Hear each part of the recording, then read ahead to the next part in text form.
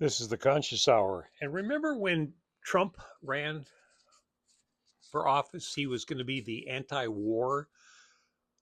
He doesn't like wars.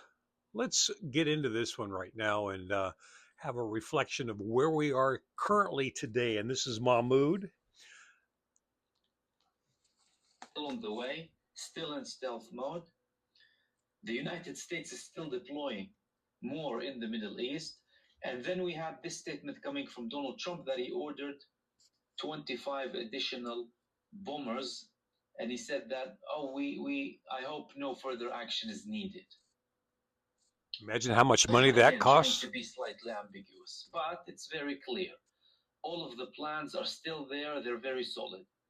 But now we have one of the strongest statements coming from an Iranian diplomat in relation to this matter, none other than the Foreign Minister Abbas Araghchi, who said the following: Iran will be using everything if the United States carries out an attack.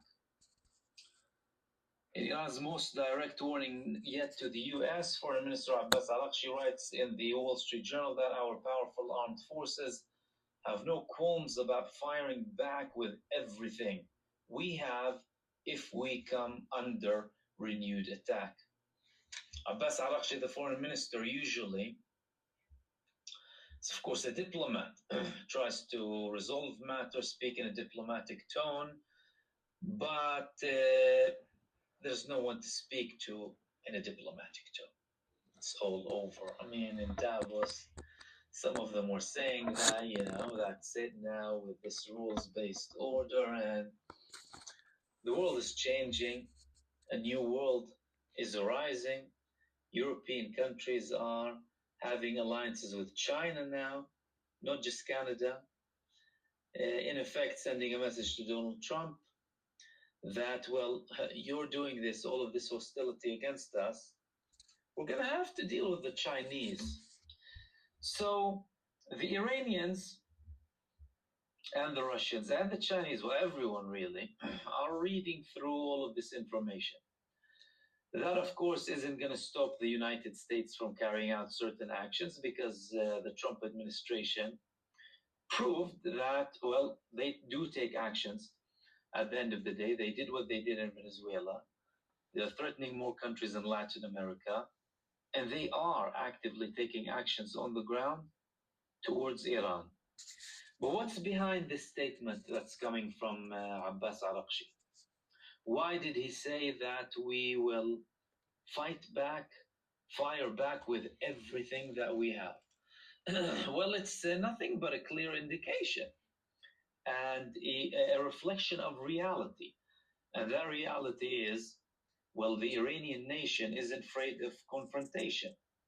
Iran had an 8-year-long war with Iraq that was imposed on them, and Iran had multiple hostilities that did not deter the establishment and the resisting people of Iran from continuing to fight for their sovereignty, independence, and support for the resistance, primarily.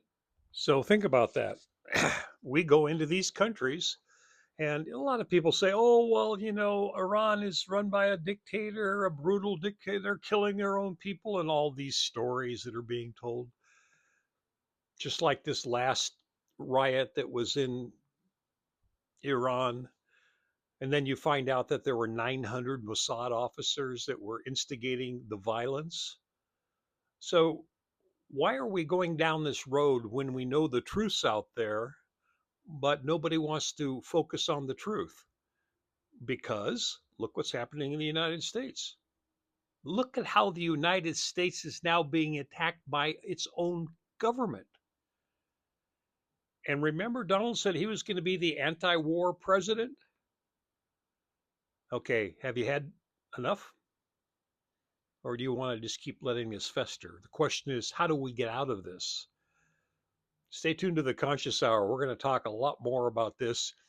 Please like and share, and please make donations to the 501c3. You can find that on the Facebook page for the Conscious Hour. Thank you for tuning in and share this with everybody you know.